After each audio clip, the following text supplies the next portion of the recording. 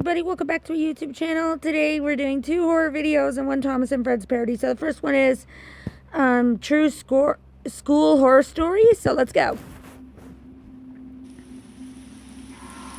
My name is Kenny, but this isn't a personal story of mine, but I was able to witness my friend's reaction the moment after, so I guess I'll start now. I was in the 7th grade, and I was with some friends. Okay. Let's call them Abigail, Daniela, Angeline, Sherilyn, and Aline. To give a little background, our room was kind of worn out. Wooden windows that were missing parts, the paint on the walls was chipping, and the lizards roamed the ceiling illuminated by 3 light bulbs. Our room was always messy because my classmates at the time were disrespectful. I could say I hated that group of classmates. Basically, there weren't any teachers that would check on us. I don't know, but we expected our next subject teacher to come in. But unfortunately, no one came into our room. So people are going about their business, but the naughty classmates just started going crazy. Bullying and teasing innocent classmates of mine. Others are using their cell phones and turning on their flashlights because it was a rainy day, which was pretty frequent. I was just on my chair beside my friend Abigail when all of a sudden, the thunderstorm rumbled the ground and cut off the electricity. But we continued talking and laughing. I didn't have a cell phone at the time, so I was bored. But my classmates did, and I was super jealous of them. Not long after, Aline and Daniela began crying and sobbing, and I didn't know why. My friends and other classmates came to our spot and asked them what was wrong. Daniela's face was trembling, and Aline was still sobbing. Daniela said that when her and Aline were minding their own business, styling their hair like teen girls, to be specific, they were sitting on the floor behind my chair when the two of them looked down and saw a girl underneath me. She kept staring at them with her head tilted down. The scary part is, the girl's eyes were completely red, which is why they screamed. Me being Am I the only one thinking of The Ring with this one? confused, looked below my chair to see if there was ghosts or anything scary. I was so scared, but my gut told me I should try. So I did. I slowly looked down, and to my surprise, it was normal, like usual. Nothing was there. So I looked up at my friends, and they were still crying. The next morning, my friend Abigail told me a story of hers too. Our teacher always assigns a classmate to hold the keys for the classroom to open early, and she was the one who was assigned the key that day. Abigail arrived early and was about to go through the door when she peeked in the window and saw a girl in our room. The girl was sitting in the cabinet near the blackboard. Again, Abigail Am I the only one thinking The Ring with this? I'm sorry, I'm just pointing it out there. This looks like the woman from The Ring. admitted it's a ghost. Especially There's with the really a sound. ghost Sorry if in I'm our yawning a school. lot. Just went up for a couple hours After ago. hearing that, I got goosebumps all over. I don't know what was going on then, but some say our school was a cemetery before a school was built on top. But yeah, this may not be a personal story of mine, but I experienced this story over and over again, as if I was the one who saw her. And yet you could have. Again, am I the only one thinking The Ring with that one? Like, I'm just saying. The next one we're going to be looking at is a prison horror story. So Was let's Michael, go. and I'm a prison guard at this penitentiary. As I was doing my rounds today, inmate number 1857, hanging on his cell bars, shouted at me, "Hey, your daughter's 7 years old this year, right? She's the first one I'll visit when I get out." "What?" Enraged, I rushed to the bars and grabbed his collar, and he laughed as if it were amusing. Inmate 1857. His name is Rick, the most notorious criminal in this prison. Rick is a psychopath who killed a woman in her 60s, chopped her up with a knife, and even ate her flesh before claiming Yeah. Rick was incredibly lucky. The victim's son actively sought leniency for him. The devout Christian son decided to forgive Rick in the name of God, even after his mother was brutally murdered. And it was something I couldn't understand at all. Thanks to this, Rick was acknowledged. I can kind of understand why he would do that. Being a Christian myself, I could see why he would do that. I could totally see why he would do that. He's just trying to share the love of God with this person. So, yeah. Is mentally see that. impaired and received a 15-year sentence only. After his sentence was confirmed, Rick began to show his true colors. He constantly hurled insults without reason and threatened to kill the families of those who irritated him once he was released. Knowing his madness, people grew anxious as his release date approached. The ironic thing was that this psychopath was a dutiful Ugh, son. stupid blanket. Having lived with a single mother his entire life, he cherished her dearly. His mother began preparing to open a beef jerky store with Rick about a month before his release, and started sending boxes of jerky and letters to the prison. However, bringing in outside food was strictly forbidden in the prison. So we tried to return the parcels she sent. But the warden stopped me and said he would allow the packages to be delivered to Rick. I couldn't understand his actions. The warden must have been bribed by Rick's mother. Dear son, your mother is preparing a jerky business these days. Please try it and give me your feedback. From your future business partner, Mom. When I opened the box of jerky, I saw a letter written in meticulous handwriting. She seemed quite serious about the business, sending a box of jerky made with various recipes to the prison every week. Smoked, chili, teriyaki flavors, and more. Thanks to this, Rick spent his days chewing on jerky. He even began using the jerky like currency, ordering his cellmates around. The prisoners, who relied solely on the prison-provided rations, cleaned for Rick, acted violently on his behalf, or dug up information on people Rick didn't like in exchange for jerky. Rick also collected feedback from the inmates about which jerky recipe tasted the best, and sent letters to his mother. He was already fulfilling his role as a business partner before his release. He showed no remorse for the deceased victim and focused solely on making the business prosper. I was angry at the victim's son. If my mother had been so brutally murdered, I would have never forgiven the... Well, and that's just it. Like, again, I could see why the son of this person forgave him so easily. Again, being a Christian myself, like, yeah, people are going to be angry at us. Like, if this happened and we choose to forgive that person, you know,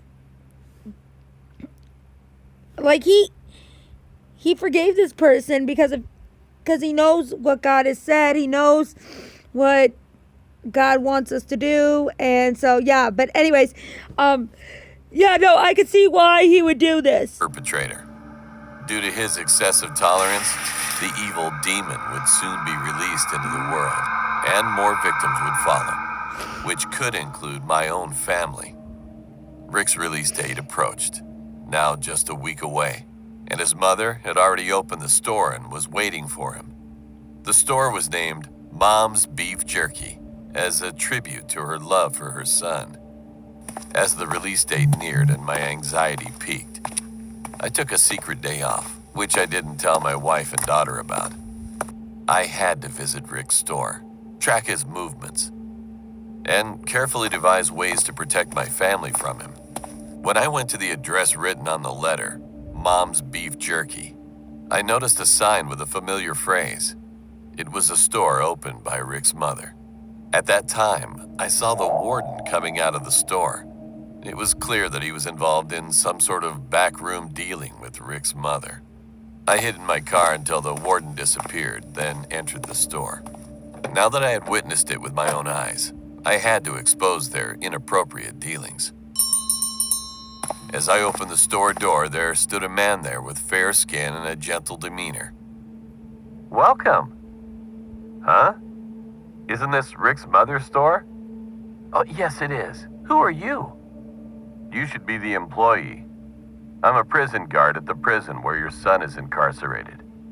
I saw the warden leaving just now. What's the relationship between him and Rick's mother? Where's this going? Oh, Rick's mother is inside. Would you like to meet her and hear it directly from her? Follow me. I followed the man to a storeroom deep inside the kitchen, and he pointed to the ceiling, saying, She's here. There, a woman's head was hanging from the ceiling, shriveled and twisted after being soaked in sauce. Ah! What is this? I was so shocked that I screamed and collapsed on the spot. Then the man smiled brightly and said, I'm the son of the woman who was killed by Rick. I've been waiting for Rick to be released and come to this store as soon as possible. Whew! I've sent the rest of the body, and now only the head remains. I'll prepare the head according to the final recipe Rick advised. and plan to send it to the prison tomorrow. I ran out of there in utter disbelief. Oh my goodness! Didn't tell anyone about what happened that day. Why A didn't week you? later, I saw the corner of the prison warden's mouth go up strangely as he stared at Rick, who was happily tasting the last delivered jerky. And not long after his release, Rick went missing. That was just no. I'm sorry. No, just no. Okay, this last one's called Birdie's Guaranteed Come on the island of Connection. Sodor. Bertie the bus always look forward to this Yes, time I of do these year. parodies. I like Colourful them. flowers and green pastures haven't done decorated this his one, route I checked. alongside Thomas's branch line and made his work a pleasure. While the countryside was beautiful, the roads were not.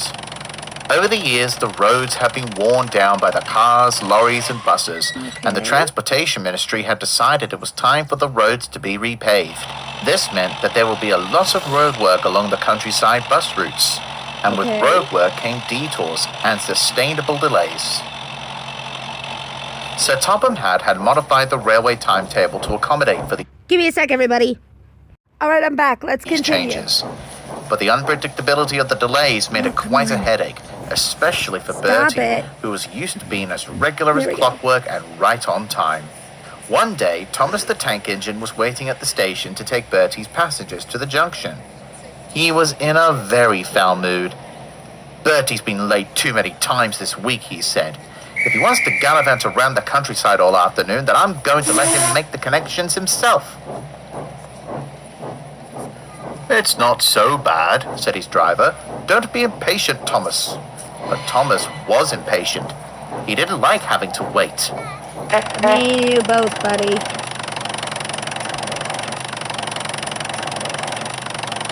Finally, Bertie rolled into the yard, red in the face.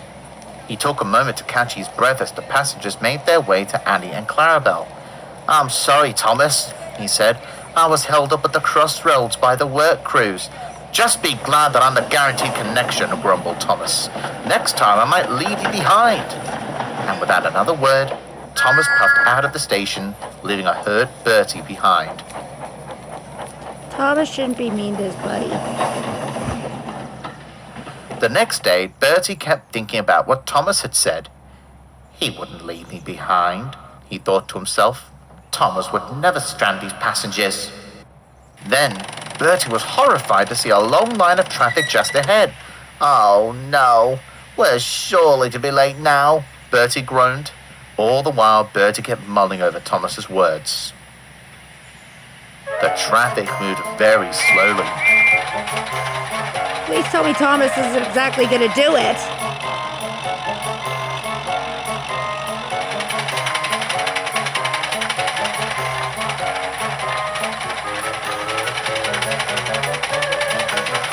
As the line became shorter, Bertie realized that they weren't behind a work crew.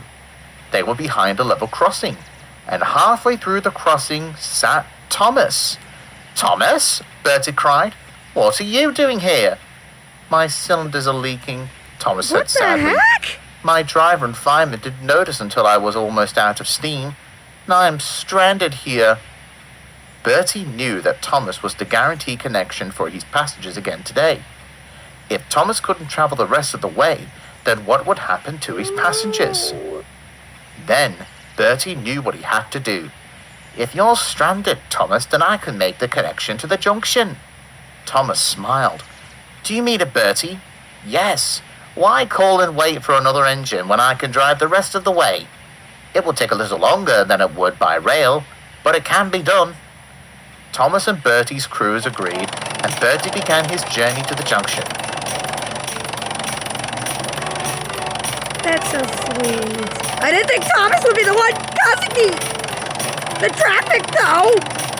The work crews passed him through, and he made the trip in record time. The passengers were very impressed with Bertie, and all said thank you. That evening, Bertie came to see Thomas at the works. Thank you for helping an engine out, said Thomas. I'm not sure why you did it when I was so rude to you yesterday. We've got to work together to keep the branch line running, no matter if there are delays or not. You're right about that, Thomas smiled. Soon the roads were repaired and Thomas returned to the branch line. Thomas didn't complain about delays anymore because he knew that Bertie was the most dependable bus on the island. That was a good one. Anyways, I'll see you on the next video. Adios, everybody.